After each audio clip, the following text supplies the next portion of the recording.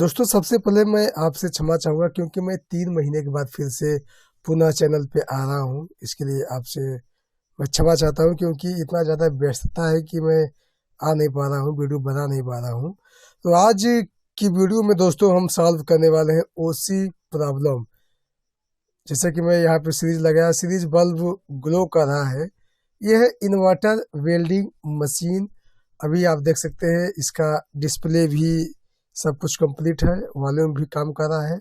लेकिन डिस्प्ले के ऊपर जो एक छोटा सा ये एलईडी है, ये जब जलता है तो ये वेल्डिंग मशीन आउटपुट नहीं कर पाता है, यानी कि हम इसे कह सकते हैं ओसी प्रॉब्लम।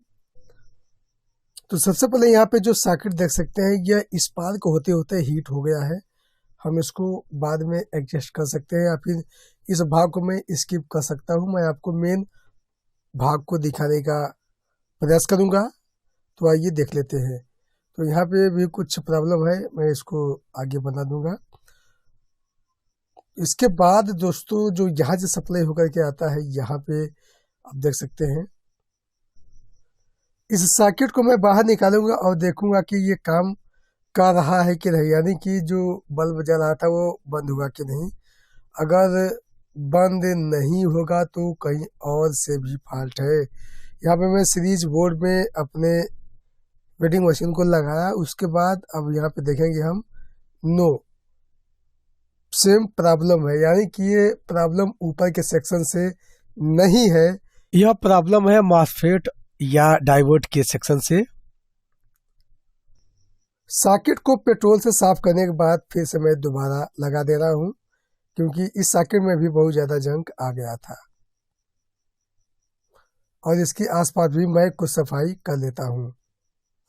अब यहाँ पे हम ये जो पिन देख रहे हैं, 4 एक साइड में और 4 एक साइड में, यह पिन डायोड और मॉसफेट पे चला जाता है। जैसा कि लेफ्ट एंड राइट आप देख सकते हैं, 4 एक साइड का और 4 एक साइड का। तो इस पर हम रीडिंग को चेक करेंगे कि रीडिंग कहीं कम और ज़्यादा तो नहीं है। अगर कम ज़्यादा मिलेगी तो प्रॉब्लम भी हो सकता है। यहाँ पे देख सकते हैं 801। इस साइड में अगर हम देखें, प्लॉट को हम चेंज कर ले रहे हैं, 801 सेम आ रहा है। दूसरी साइड में अगर हम देखें तो यहाँ पे अगर हम सही से चेक करेंगे तभी बताएगा 801। और दूसरे साइड में फिर हम मल्टीमीटर के प्लॉट को चेंज करते हैं, 801, यानी कि पूरी तरीके से यह सही बता रहा है। इसके बाद हम चेक करेंगे डायोड और मॉसफेट को, जो कि लास्ट सेक्शन है ये।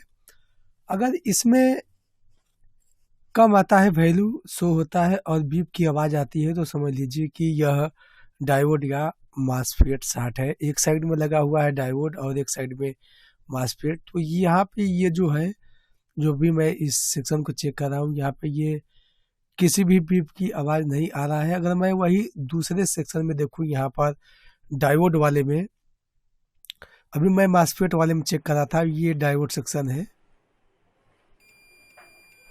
तो यहाँ पे देख सकते हैं बीप की आवाज़ आ रही है। वही मैं दूसरे में देखूँ तो बीप की आवाज़ इसमें भी आ रही है। और इसके लाइन में जो लगा हुआ डायोड लगा है, यह शॉर्ट बता रहा है। आखिर ऐसा क्यों यह बता रहा है, आगे हम जानेंगे। तो इसको हम थोड़ा सा ओपन कर लेते हैं, इसके सर्किट को आगे हम देखेंगे खोल के कि आखिर ये ऐसा क्यों बता रहा है, कि यह वास्तव में शॉर्ट है या फिर इसका कनेक्शन ही कुछ अलग हिसाब से हुआ है। अभी यह डायोड वाले का ये बोर्ड मैं आपको दिखा दे रहा हूँ। इसका जो 3 पिन है, बीच वाले पिन के अलावा जो बाहरी इसका पिन है, यहाँ पे XS4202 यह डायोड है। और इसकी पिन आप देख सकते हैं, पिन का कनेक्शन बीच वाले के अलावा ये सटा हुआ है, इसलिए बीप बता रहा है। वही अगर मैं मॉसफेट की बात करूं तो 23N50 ये है। इसका बीच के अलावा जो साइड का पिन है वह डायोड वाले से हट के है, यानी कि यह सटा हुआ नहीं है। अगर ये शॉर्ट रहेगा तभी ये आवाज़ करेगा या इसका वैल्यू कम शो होगा।